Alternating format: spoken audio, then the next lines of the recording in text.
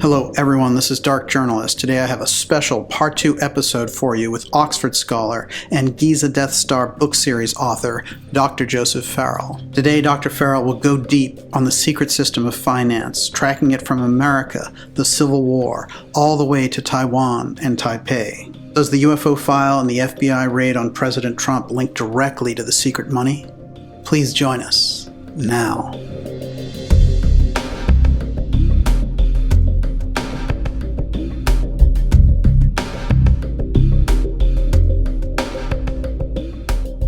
Joseph, let's start with President Trump and his relationship to secret finance. Let's put that differently, Daniel. Yeah. How do you think he was so effective in dealing with China? Yeah. Because if there is one government that is up to its earlobes in involvement in financial shenanigans and that would know about the extent of that hidden system, it's China. Wow. Yeah. And by the way, it's also Taiwan. How does Taiwan get in there? Kuomintang. Oh, right. The Morgenthau bonds were Kuomintang bonds. Yes. So, they have known about this hidden bond market thing for a very long time, and they have kept their mouth shut. Incredible. That might be the key to their survivability. I don't. Look, my speculation is that, as you know, if you listen to my news and views, I think Nancy Pelosi's little trip was all about Taiwan from the get-go, number one. Yeah. It was a trip to reassure allies in the region that, no, the American government is not completely nuts in spite of what you see on television. Mm-hmm. And we're making our visit right after that Taiwanese announcement. Oh, yeah, our missiles can hit the Three Gorges Dam. Amazing. Mm-hmm. Yeah. I suspect Taiwan, the Kuomintang government, what you have to remember is that there are places in China, communist China, that remember Chiang Kai-shek fondly. Interesting. Yeah. I also suspect that any Chinese realist, be they in Beijing or Taipei, know that at some point those two Chinese governments have to get back together. Mm-hmm. So how do we do it? I suspect that there are factions within the Communist Chinese Party that have some very hidden ties to Taipei. Fascinating. I suspect that they would both like to be rid of Mr. Xi Jinping. Mm-hmm. Because he's much more of a Maoist than the rest of them. I suspect that. I suspect that if you really get right down to it, Taipei's investments in mainland China give it a say way out of its weight on the boxing circuit. Now there's something going on with all of this financial crisis going on inside of China. And I'll be very blunt and honest, I haven't a shred of evidence for this, but I smell Taipei. Fascinating. Wow. That's incredible. The whole thing reminds me, when I think about the secrets of the people who know and the people who are on the outside, of the story that you covered about Yamashita's gold. Ding, ding, ding. Yes. Because the Kuomintang nationalist Chinese bonds, the so-called Morgenthau bonds, well, those bonds were given to the Kuomintang, to the nationalist Chinese government, to Chiang Kai-shek. So in other words, whatever's going on there, that's your first hidden bond market. That's your first indicator that you've got a hidden bond market. And it's the nationalist Chinese government that knows all about it. And then let's add something to that, Daniel. Remember when Trump met with people that held those bonds Right. and were wanting to get him to negotiate with the mainland Chinese, to honor those bonds. Yeah. That was a big I blogged about it. Right. Oh, I thought, "What's going on there?" So, in other words, that right there tells you that Mr. Trump knows about at least that aspect of the history of the hidden system of finance. Excellent point. This is really making me think because I came across a story about in 2020, this Chinese woman was grabbed on the grounds of Mar-a-Lago, and she I they remember arrested her. that. Yeah, Yeah. and what they found she was doing was taking pictures. Uh-huh. And when I think about the idea of them raiding the place later or planting something there later, and I think about, if there was any country that was involved beside the deep state itself, but an actual country sponsoring this thing about the raid, who would it be? Alright, now let's go further with your MacGuffin theory. Yes. Do you remember the, head of Chinese counterintelligence? The defector that Yes. comes to this country, and who does he defect to? He defects to the DIA, Right. not the CIA. Yeah. Not the FBI.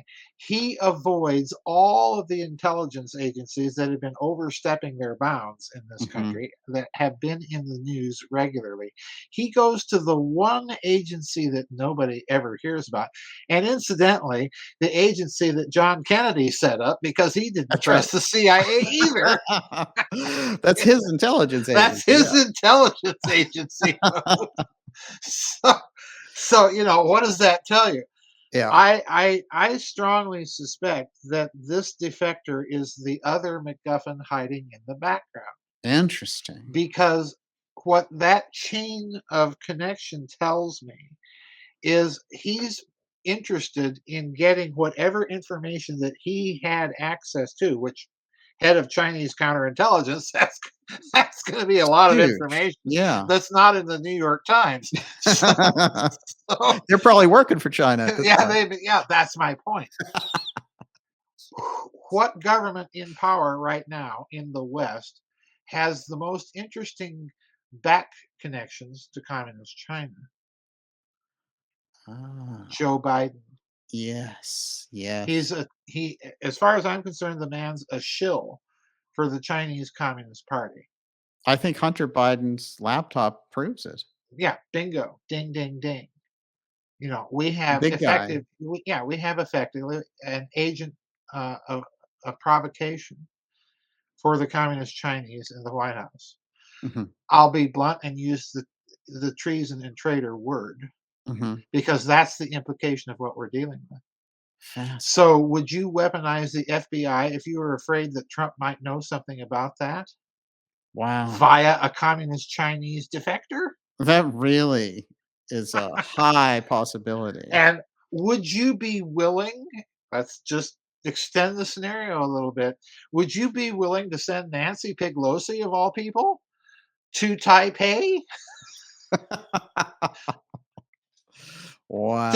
to see what they might know and think about all of this that Yes. they can't put in, on the telephone, or whatever? Right. I have to meet you in I have person. to meet you in person, so I'm sending an emissary, and you're not going to guess who it is. Right. Yeah. Would she be a logical choice? Yes. Why? Wow. She's number 3 in line. That's true. Yes. Does anybody trust Joe Biden? I don't. No, Does anybody trust cackling Kamala? I don't. definitely not. Now, I don't like Nancy Pelosi as far as I can throw her. No. Would I trust her for something like this? Yeah. Yeah, I would. Well, the family is just skeezy enough with all the mafia Yeah, I know. connections. We're back to the mob again. Well, an interesting thing happened, where I found out that as Trump was leaving office, these documents came out and they completely, uh, covered them over. There was no coverage on them at all, and it was all about how John F. Kennedy had ordered an investigation into her uncle. Oh, I can believe that. Yeah. And trying to figure out, what is this guy doing with the organized Yeah. crime and the unions? And he orders a gigantic investigation into Pelosi's uncle, and those records finally come out, and they're dribbled out just as Trump is leaving office, and there's no coverage, nothing. Well, what do you know? And would Mr. Trump be willing to use those records to get Nancy to do something, a little favor for him? I think he probably would. Absolutely. And would Nancy probably see her way straight to do it? Well, I think she probably would. Yeah. Uh, Well, it's interesting because publicly, Stepford Biden there was saying, "No, I don't want her to go to Taiwan." uh-huh. Yeah, I Um, wonder why. yeah. That's a Yeah. rare break. Well, here's the problem. Here's the problem with Pelosi and Taipei. Um, Taipei, whether we like it or not, there are people, families in Taiwan that have families in the mainland. I mean, this is just the way it works, Right. So there are connections. There is a network of information transfer, in other words, between Taiwan and the mainland. Mhm. And let's not forget to add the third interested party here that keeps a watch on everything going on over there and keeps their mouth shut. Japan. Right. Japan. So, and by the way, yes, Japan is very serious when they say, "Okay, China, you better watch out because if you move into Taiwan, we will protect them." So this is a very delicate geopolitical dance that you're watching. Mhm. And there's something in Taipei that the Taiwanese have access to or know about this whole situation. And I think that's why all the attention has been focused there. Oh. Would Xi Jinping want it to become publicly known that he has a shill in the White House by the name of Joe Biden? Would he want absolute irrefutable proof of that to come out? Wow. No. No, no. Would the Taiwanese probably know about it? Yeah, you betcha they probably would.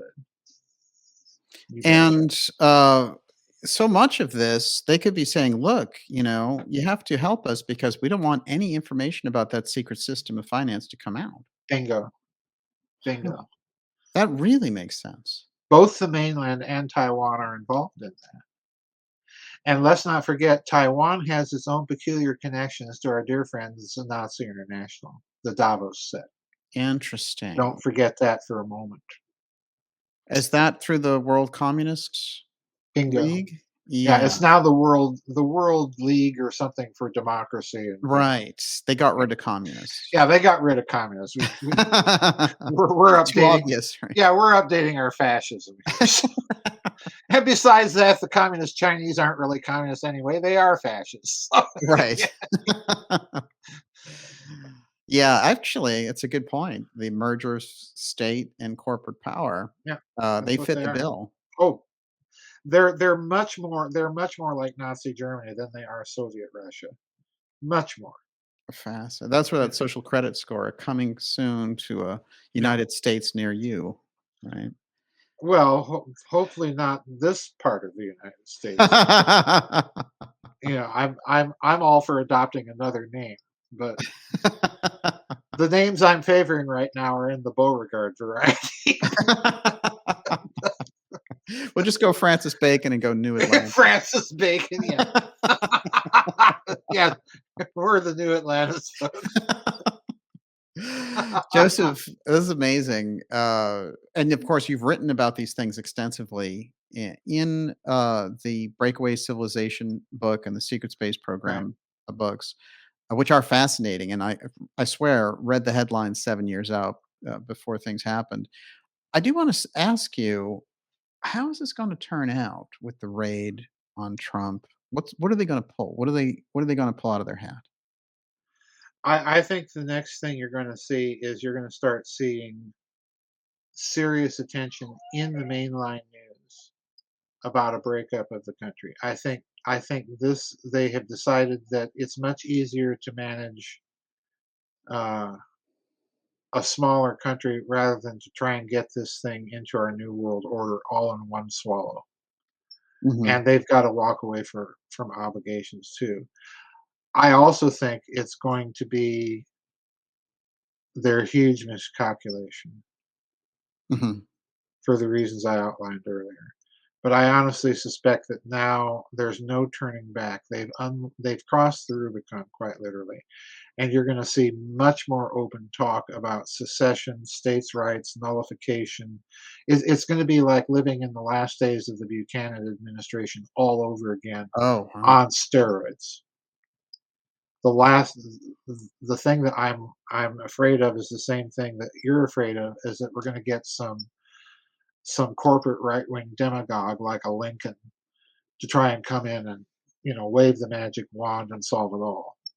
I don't have any love lost for Jeff Davis either. He's got his own murky connections, but of the two, Lincoln is by far the worst of the two in terms of what he was doing and what his aims were. I mean, he was a corporate railroad lawyer, pure and simple. Hmm. And the last thing we want is those Southerners getting their transcontinental railroad before we do. So, Oh, there's a lot of control games in oh that yeah, period. oh Uh, yeah, yeah, and yeah. I mean, it is interesting. Jim Mars used to always point this out. And he said, there are three people in history who try to issue their own money, and they, all went down pretty hard. Yep, yep, Abraham Lincoln, Adolf Hitler, and JFK. yep. But it is interesting if you go back into that Lincoln period that he issued those greenbacks. Mhm, And mhm. again, you're getting outside of that central bank control piece. You're getting outside, but there's an interesting aspect to that story that no one talks about, and that's the Confederacy. What were Yeah. they doing? Yes. Well, if you look at Confederate money, and I can't imagine Mr. Central Bankster being all that in favor of the Confederate system either, but you really have to think deeply about it. If you look at Confederate money, I don't know if you've ever seen any. I used to collect gobs of it when I was a Oh, kid. yeah. I just thought it looked cool, Yeah, it does. So I used to have these collections of Confederate money. But if you look on a Confederate paper note, it will say something to the effect that 10 years after the conclusion of a treaty of peace between the United States of America and the Confederate States of America, the Confederate States of America will pay to the bearer on demand such and such a sum of money in specie, meaning gold or silver. So, in other words, what the Confederate government was doing was it was doing essentially the same thing as Lincoln. It was issuing paper money, but in form of IOUs as a promise to pay in specie at some time in the future. Hmm.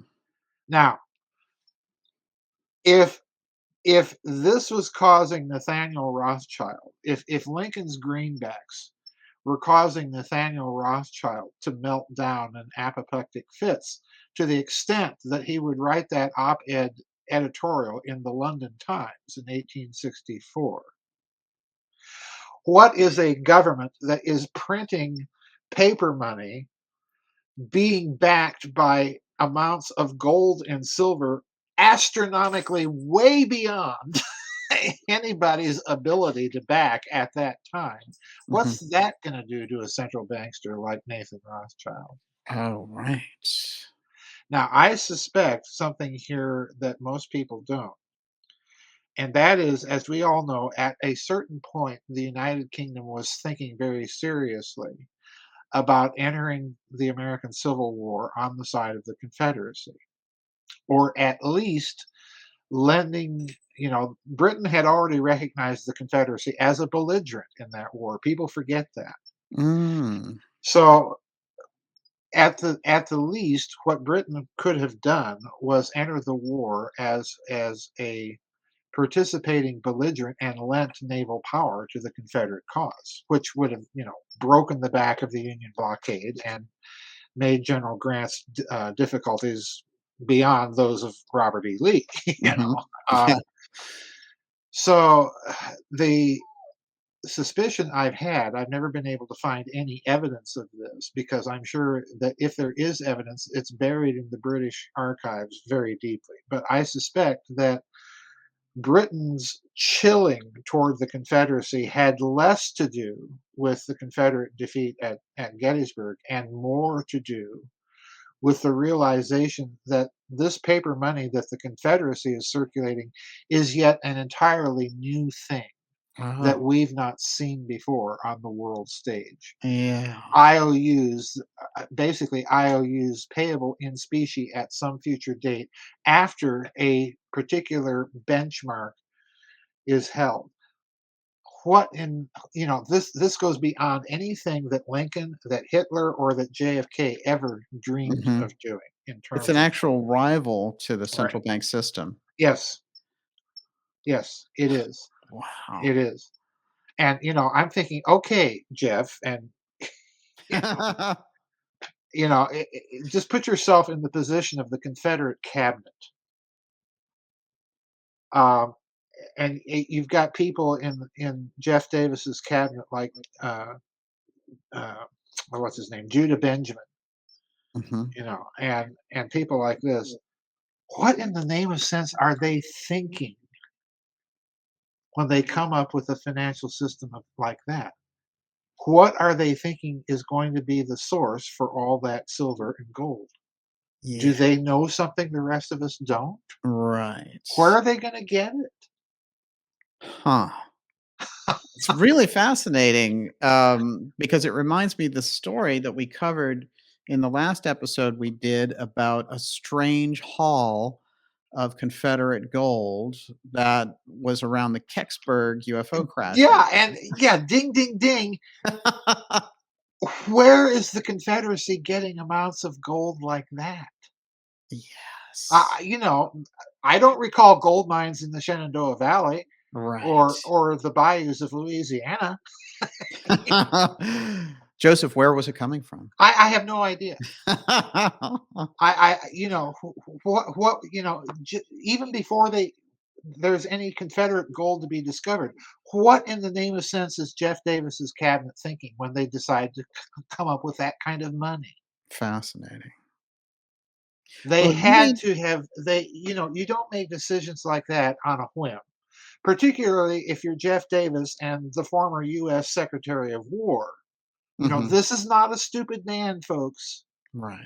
This is not the shamed leader of the Confederacy who was a stupid man. No, this is not what you're dealing with here. Interesting. Um, it has bothered me. It's one of those obvious things that you don't think about the American Civil War until it's pointed out to you. And this is a system of money that's quite unique. And for a while, it actually works. Until the Confederacy really starts losing. After the Union defeat at Chickamauga, Mhm. uh, when you've got the Confederacy basically really starting to fall apart, that system is managing to keep at least the war effort going. So something is going on here, and they know something. So where are they getting their promises to pay off all of this money in Fascinating. specie? It boggles my mind. These are not stupid men. Mm. These are not stupid men. Whatever mistakes they may have made in running the Confederacy, um, this wasn't one of them. They had to have something up their sleeve. And I'll tell you what's interesting in this respect too to consider is that after the war, when Jefferson Davis is actually let out of prison, uh, let alone to live his life, where does he end up? He Where? ends up in Louisiana in the insurance business. Ah, Insurance? And by the way, so does General Beauregard. that's pretty wild. Yeah, Pierre Beauregard in insurance, and incidentally, a civil rights activist. Oh, yeah, right. You How'd know, that happen? Uh, nothing about this narrative, It's makes really any interesting. it I makes wonder if any real insurance sense. isn't a cover for That's them. Yeah, precisely what I'm thinking. interesting. You You know, know, you made a point in the Thrice Great Hermetica book that the Templars were coming over here long before Columbus, and, it was either in an episode or in the book itself where you theorized that they had figured out a gold system here and didn't want anyone to know about oh, it. they I'm at no, I it's in Financial Vipers of Venice, Yes. it's in Thrice Great Hermetica Okay. that yes, there's absolutely a source of gold over here. Interesting. And, the Indian tribes, for one thing, are mining gold and, Yes. wearing it on trinkets and using it to exchange Right? stuff. So, you got a bunch of blonde-haired, blue-eyed people show up. Oh, yeah, we like that stuff too. And they're connected with Venice, by the way. Yeah. Um, do you think that this might have something to do with Venice's ability to manipulate the bullion markets in Europe for so long? I do. Interesting.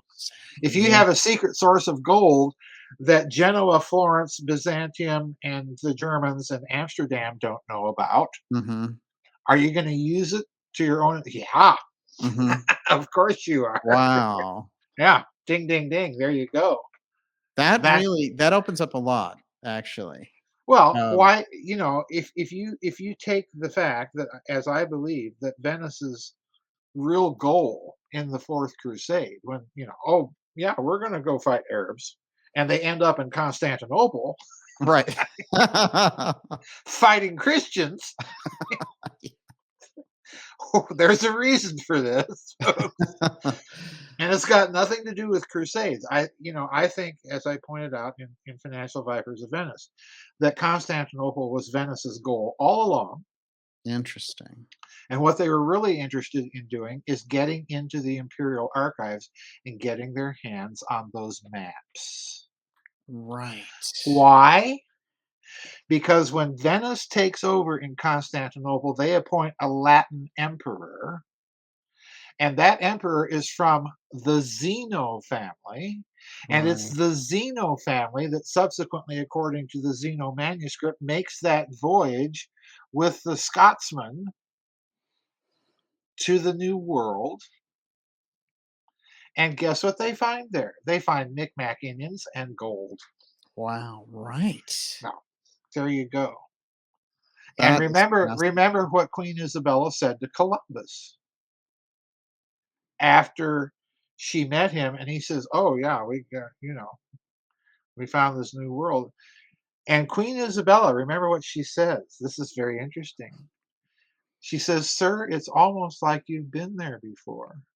fascinating. Oh, it's a dead giveaway. Yeah. Hmm. Well, there's so many weird things that you point out with that, including the fact that Columbus sails with Templar flags, Huh? and that he shows up at the Pope's funeral and that draws those weird occult symbols. Yeah, he was probably an illegitimate son of the Pope at the Wow. time, who gave his blessing to the whole thing. Yes. Well, come on. The gold aspect is absolutely fat. We should do a show on that, just that sometime because Well, really interesting. the gold aspect is so interesting. I've got right across the room from me. I'm looking at them right now. There's two books up on the top shelf in the bookshelf that I had to get to write Financial Vipers of Venice.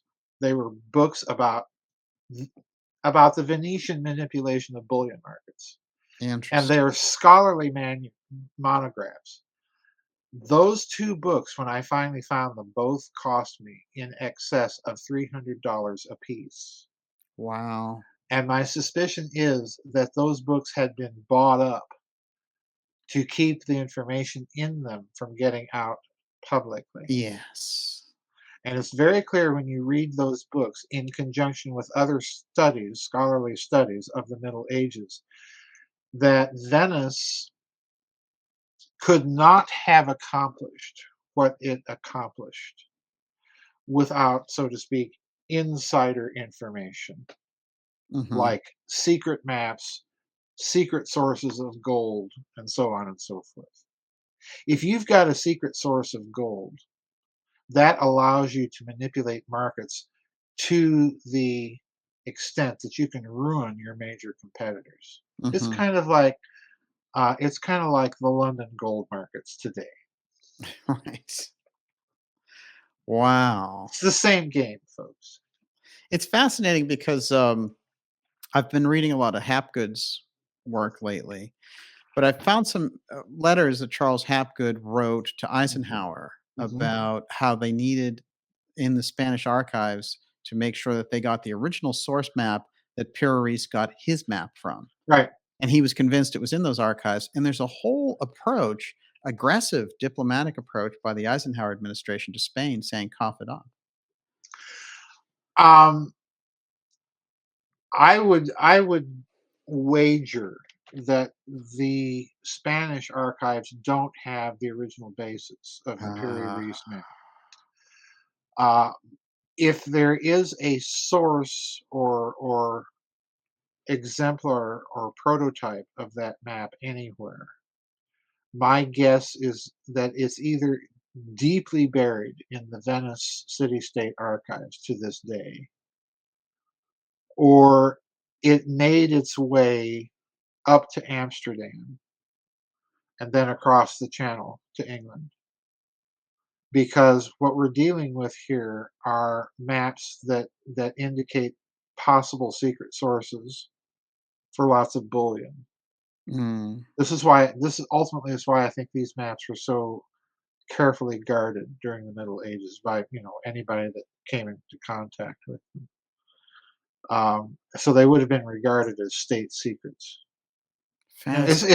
It's not that people didn't know that there was a whole continental system over there. They knew about it all along. It was just a state secret because it Mhm. was a source of bullion. When the Spanish jump on board, if you look at the way that Columbus's voyage is staged, it's really staged as an announcement voyage. We're gonna Interesting. we're gonna take the whole thing public. Yeah. It's not a voyage of exploration or discovery. They already knew about it. Mhm. Joseph, who mapped out the Piri map? How'd they do it? Well, Piri Reis, the Turkish admiral, states that he's drawing this or compiling this map from exemplars that he has access to. Well, the only exemplars that a Turkish admiral at that time would have had access to would have been the old Byzantine imperial archives, which are still in Constantinople and part of the Ottoman Turkish archives. That's the only thing that I can think of that he would have used and had access to. Where those exemplars are coming from, in my opinion, are ultimately from Alexandria. Because you've got to remember that the Byzantine Empire, for a considerable period of its existence, had Egypt as one of its major provinces. And we know that the several different dispersals of the Library of Alexandria, that at least some of that stuff made its way to Constantinople. So I'm thinking that ultimately a lot of this is probably coming from whatever made its way from Alexandria up to Constantinople. Oh, Yeah, they were the ones who had the original maps right, before the right. fire. I As far as I'm concerned, that's where you also, if you're serious about looking for the Ark of the Covenant, you're not looking in the West, you look at Constantinople. Fascinating. Why? Wow. Because we know that the Ark made it into Imperial Roman hands because you can see it displayed on the triumphal column of Tiberius or whatever his name was, when Mhm. he's parading all this Jewish loot. Well, there's the Mhm. Ark, there's the menorah. Um, They have to that's be careful with the ark when they're taking it too. Well, yeah, that's probably a good idea. Let's not tempt fate here. But but my point Yeah. is that's a clear indication that it becomes part of the imperial archives of the Roman state. And when the empire is split and you're moving the main capital, well, you're going to move a lot of those archival materials to Constantinople. Right. So, everybody that says, oh, the Visigoths sacked Rome and they took all this stuff away and buried it in southern France. Well, that's one possibility. But the other possibility that people always overlook is you've got another part of the Roman Empire that's going to last another 1,000 years. So, that's a good place to look for stuff. And Wow. Venice went looking. Yeah, absolutely. That's incredible. If you were to think of that American gold story. Mm-hmm. What region in America? Would I look? Yeah.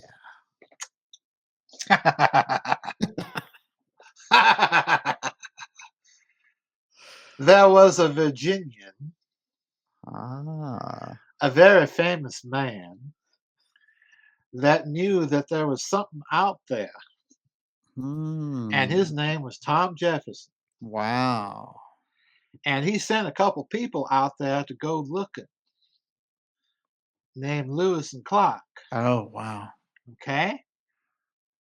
One of the things that he wanted them to look for were a bunch of blonde haired, blue eyed Indians in North Dakota, what we now call. Interesting. Okay?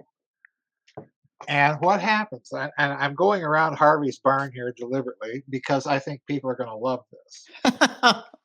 I've got a little webinar in my members area on my Oh, website yes. Yeah. about it's called a mysterious labyrinth. It's all about the Louisiana Purchase and Tom Mhm. Jefferson and Lewis Clark. So that's part of the story. So he sends out Meriwether Lewis and Clark While I'm on thinking their. of it, Eisenhower reenacted the Louisiana Purchase in 1956. Nobody He really did. knows. He did. I just ran across that about 2 weeks ago. Oh, Ike is. You're going to have to tell me about I this. will. Please continue. But anyway, so you got Lewis and Clark, and they go out looking for stuff, and they come back. And then the next thing we know is Meriwether Lewis is going to take his journals and so on personally to President Jefferson and is murdered along the way. Oh.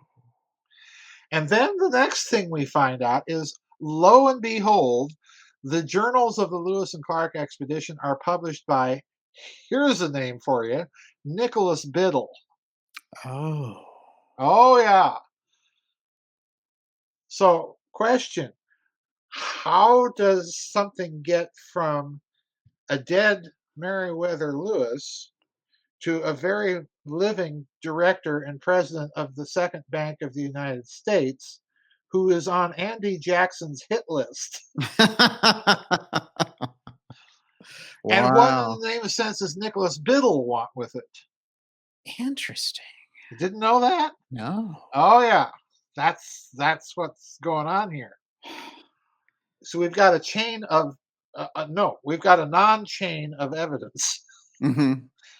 that whatever's published by Nicholas Biddle is claiming to be what was lost by Meriwether Lewis when Oh. he was murdered.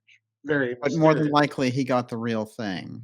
Well, he may have, but did he publish the real thing? Right, that's what you're saying. Yeah, They ding, ding, ding. what he Okay, published is a forgery. now during all of this, there's another bit of lore that makes its way into the circulating consciousness of people like Jefferson who are interested in old things. Mhm. And that lore is the seven cities of Cibola. Hmm. Ever heard that myth? Yes. Okay. The seven cities of Cibola were Indian legends in the southwestern United States that the Indians had of seven cities that were fabulously wealthy Hmm. and that were lost. El Dorado, whatever you want to call it. All of those explorers, think Cortez and so on and so forth, at some point they're looking for those cities. Hmm. That's the motivation for them being there. At some point, there's even an American numismatist that is a scholar of money. His name is Alexander Del Mar.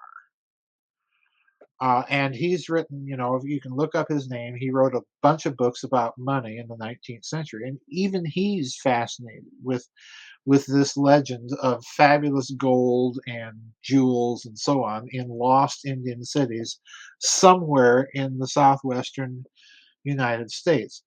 And these are the kinds of legends I think that you find in those circles in Virginia, particularly, and those circles around Tom Jefferson, George Washington, uh, Patrick Henry. They hear all of these things, and Jefferson in particular has this consuming passion to find these types of things. This is the whole motivation for the Lewis and Clark expedition. Um, so I suspect that if there's a secret source that people like Jeff Davis or Judah Benjamin and people in his cabinet are looking for or thinking about, I suspect that they're thinking along the lines of these types of Indian legends that they've managed to hear about, because they know that Jefferson sent out the Lewis and Clark expedition for purposes other than just to explore the Louisiana Purchase. Interesting. They know that. So there's something else going on here. Let's remember that there is a part of the American Civil War that is almost never taught in American history books, and that's the part of the Civil War that is fought in New Mexico and Arizona and Oklahoma. Hmm. Why do they leave it out? I suspect because it has something to do with this whole story. Oh, yes. Yeah. Yeah, I really do. The Confederacy was in tight with a lot of Indian tribes, Oklahoma and then and westward, and attempted to exploit those connections. Um, so I suspect that there's part of the story of the Civil War here that we're missing, Mhm. and in particular that it has to deal with those Indian tribes that were, loosely connected with the Confederacy out in New Mexico and then further out in Arizona. Um, and let's Fascinating, and let's Arizona's remember those fascinating because of all the mines. the mines, and let's remember the persistent stories that they can't seem to get rid of. That there were archaeological expeditions that discovered Egyptian things. Yes, Yeah. right. And you talk about seven cities of Cibola, a seed for that kind of myth among the Indian tribes Yeah. of lost gods and fabulous wealth and underground cities. Well, there you go. Mhm. That would be a kernel for it. So I think there's a lot more going on. And with people like Jeff Davis and Judah Benjamin, sitting there in Richmond, Virginia, just scant days journey from Monticello, would they not know about all of this lore surrounding President Jefferson? Well, of course they would. Yes. These are not stupid people. Absolutely fascinating. Wow, that's a big eye opener. That's Yeah, it is. It really is. There's so much hidden history, Yeah. and the American Civil War is full of hidden history. Mhm. And there are financial and economic agendas on both sides of that war that really don't ever get adequately discussed, in my opinion. Mhm. You know, I view it in a certain sense that the whole war as being about slavery is a bit of a distraction. I'm certainly not saying it wasn't about that because it clearly was. But to a certain extent, it's also a distraction from all of these very odd things that no one wants to look at. Why? Who comes up with this very weird system of money for the Confederacy? I mean, Yeah. there's really nothing like it before, Yeah. at least in modern recorded history. It's nutty, and to have a system like that and make it work, um, you have to be thinking in terms of having a source to make good on those promises. Absolutely. If there Think is a hidden gold story there. Oh, well, go ahead. think of Jesse James. Yes, right. Think of the Golden Circle after the war. What's all that about? Why? Why does that even arise? Mm. Well, I think it's arising out of the fact that there are people in the Confederacy that knew something or thought they knew something, and word of mouth spreads it around very slowly, but it becomes part of the lore and part of the whisper campaign after the war. Uh, Right, exactly. you're dealing with a South that's before the war is economically well off, and then after the war is on its knees and prostrate, and you've got Reconstruction and carpetbaggers. Well, that's the perfect feeding ground. It also explains some of the Orwellian removal and just Yes, don't ever think about the Confederacy, get rid of those statues, get rid of those names, right, and they've got the perfect cover, right? right, right. Yeah, maybe you're touching on something else that I've actually entertained as a scenario, but I haven't told anybody about because it's just weird. Yeah. Even for me, it's weird. I might as well tell. When these statues started being torn down, the first thing was thinking of, I wonder what's hidden in the statue. Oh. Yeah, yeah. I, these Yeah. things are put up by the daughters of the Confederacy, so I'm wondering. Hmm, I wonder, I wonder what's in the base of that statue that we need to get rid of real Right, fast. exactly. That's fascinating. Yeah, Yeah, I can see that. I Well, can too. the whole destruction of the Georgia Guidestones recently happened rather fast speed. Uh-huh. There's a whole time capsule mythology written on the stones about there's a time capsule there, but there's no talk of the time capsule. As a matter of fact, Fox came out immediately after the thing and said, "That's just a myth. Like, there's no time capsule, so just stop thinking about it." But, the destruction of those stones, did you make anything out of that? Oh yeah, Yeah. I do. Um, in fact, I blogged about it. I don't Mhm. remember. I don't remember what exactly I said. I blog about a lot of things, but Yes. excuse me. Just generally, I mean, they've always been associated, maybe over associated with the idea of a central world government wanting to decrease the population. You can read the messages there a little bit differently too, Now, as like idealist, and the guy who does it is R.C. Christian, and it sounds mhm. almost like some Rosicrucians or something. Rosicrucian Christian, Roman Catholic Christian, could be anything. Yes. Um, my take is the obvious one, but in any case, the Guidestones I view just pretty much straight up as somebody took out what had come to be understood as symbols of the new world order, as symbols of what globalism is and was up to, Right. and that someone just decided to get rid of them. Um, in other words, I view it as a symbolic act, and you can analyze it to death. There are people out there that are doing that. The Guidestones never really captivated me enough to bother with. Uh-huh. But when that happened, and it happened the way it did, and then you had the mad rush to get rid of it. Right. It's a crime scene. Mhm. It's a crime scene. So once again, we got to tear it down right away. There's something going on there, but I think it was someone's way of sending a message to Mr. Globaloney. I really do.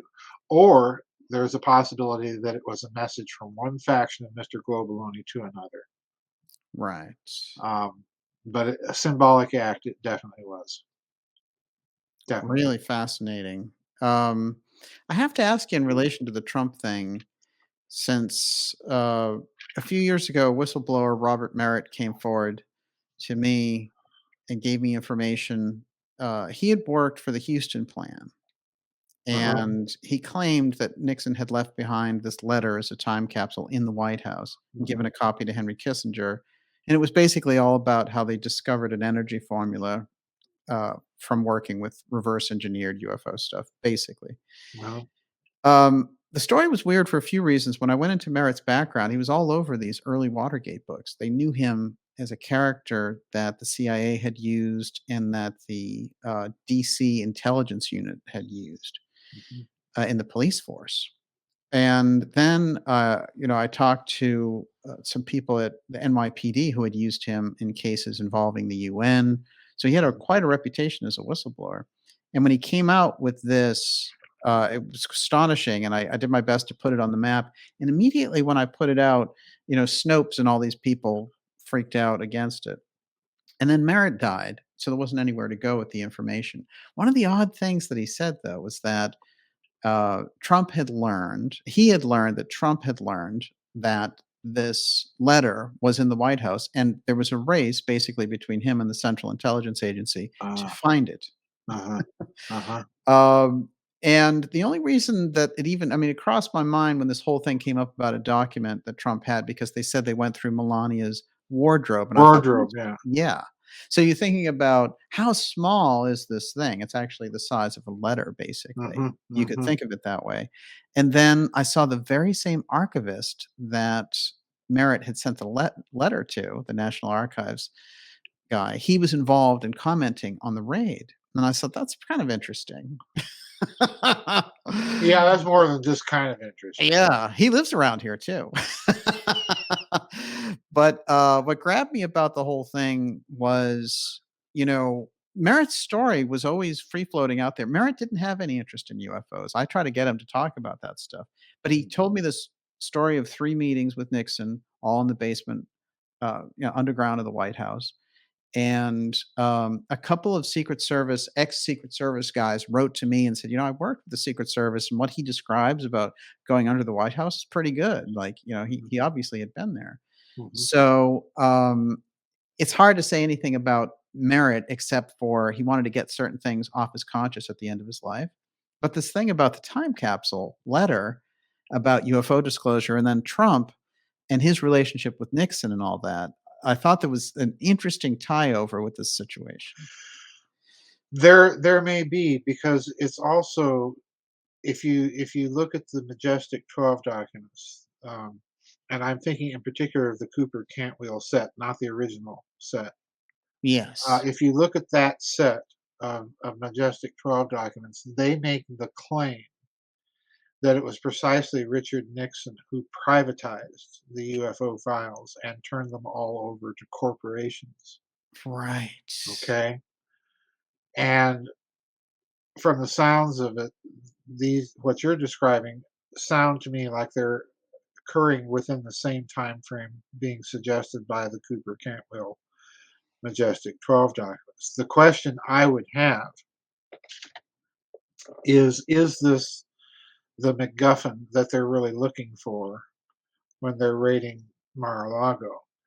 Well, if so, then that depends on something that is not evident, and that is that Trump was successful in finding that letter that Nixon stashed.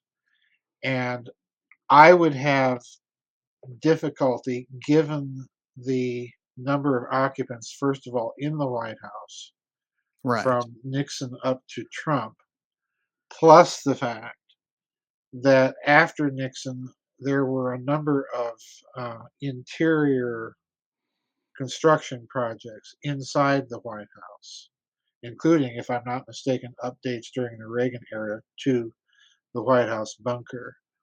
Um, I would suspect that if Nixon were to hide something like that in that facility, it would have to be in a place that he would have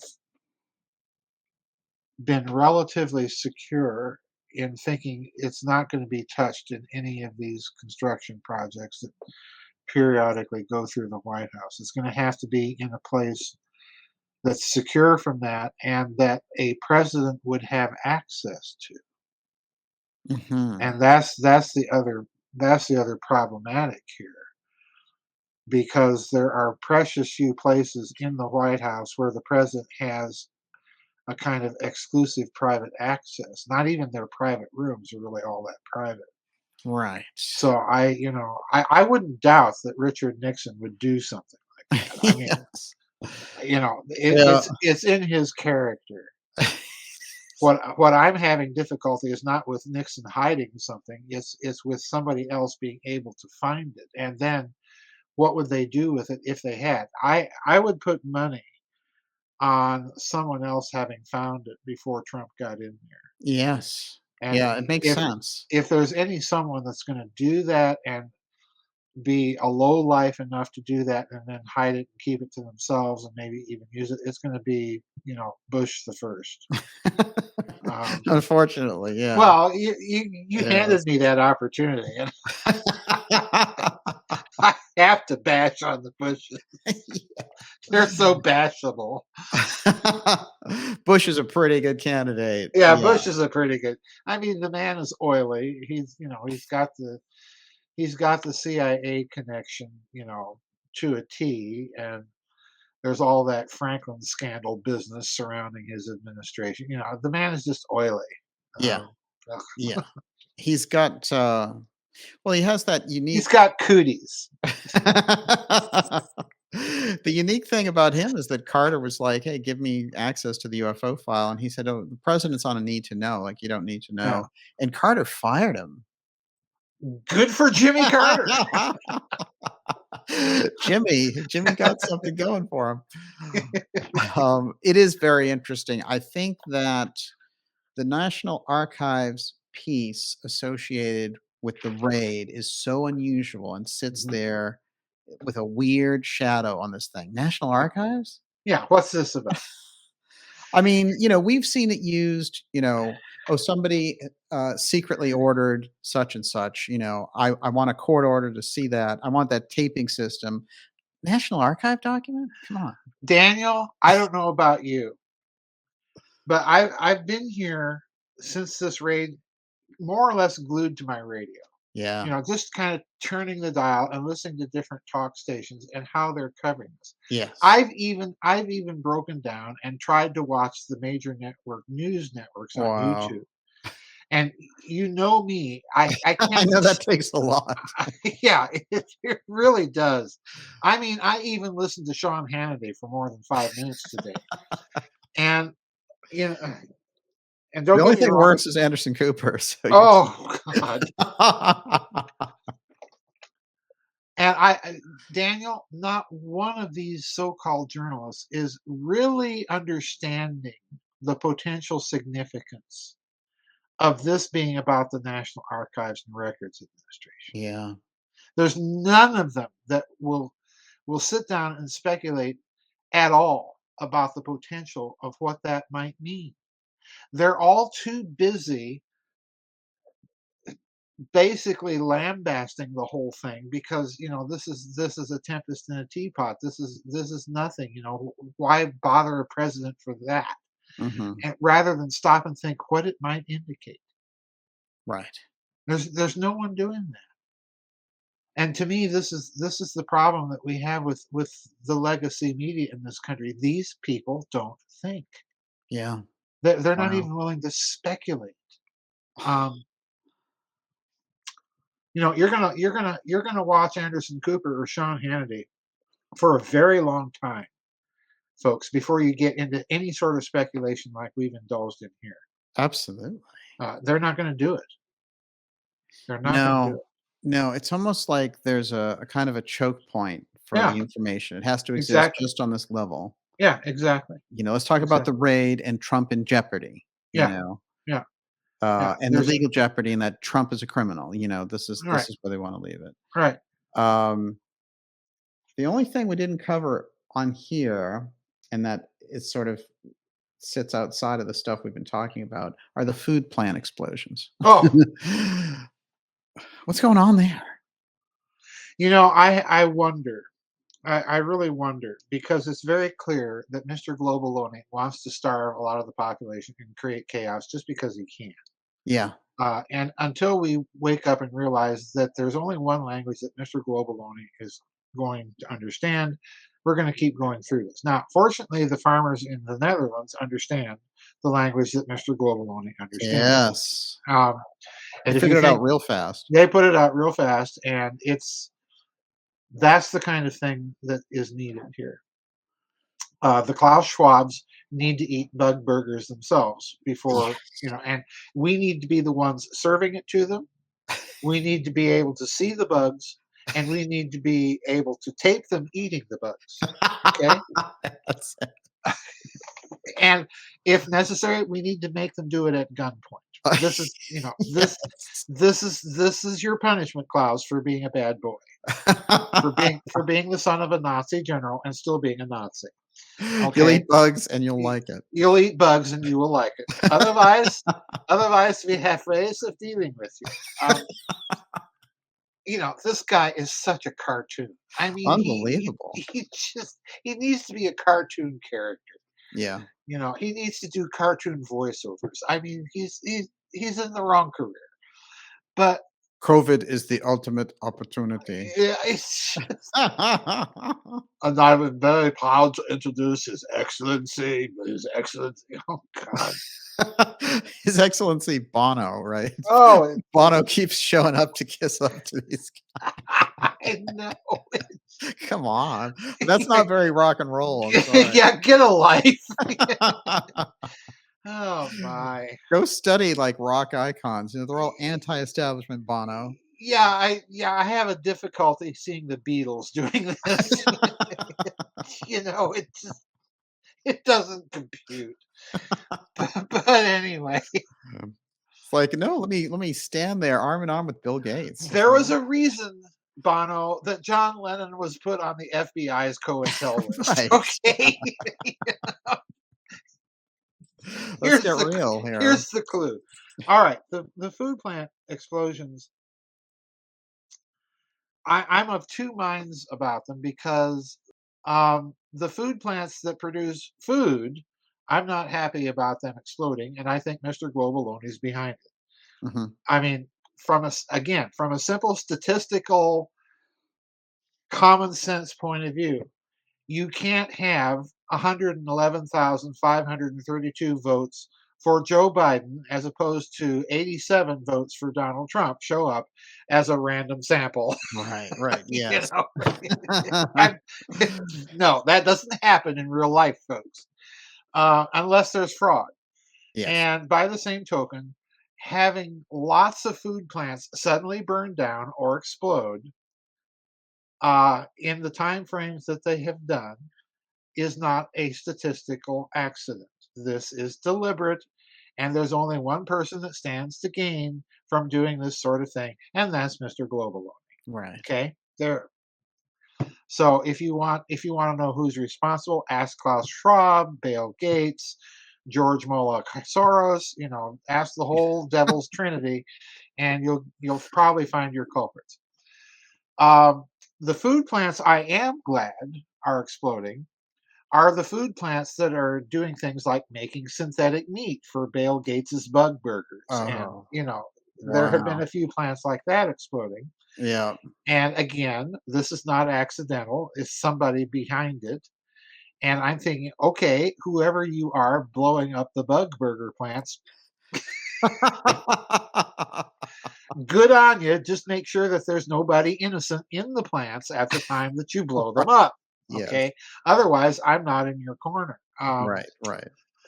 No, they're all kidding aside, there is something very weird going on It's with so these things. strange. It is, Yeah. it's like all those chemical plant explosions a few years ago.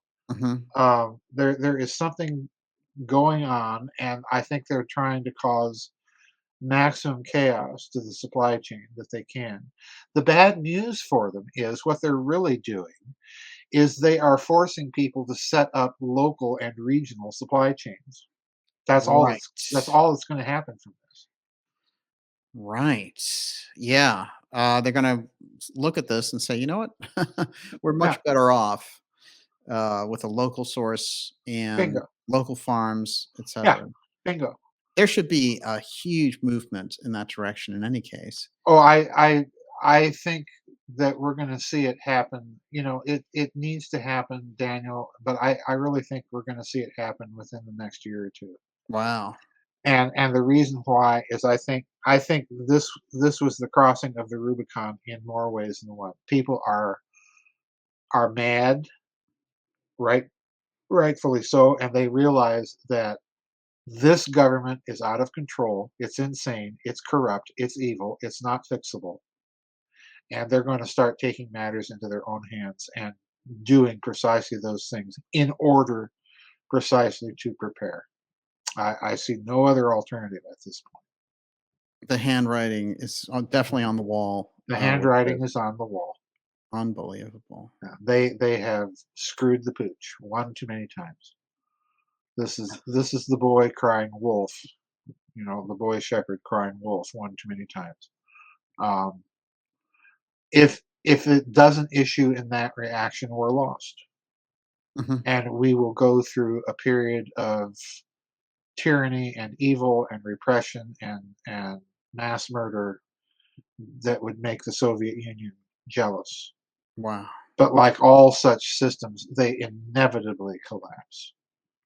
No So question. one way or the other, we're headed for bad times. The question is, do we want to take uh, our destiny into our own hands, or do we want to leave it in the hands of the people running things now?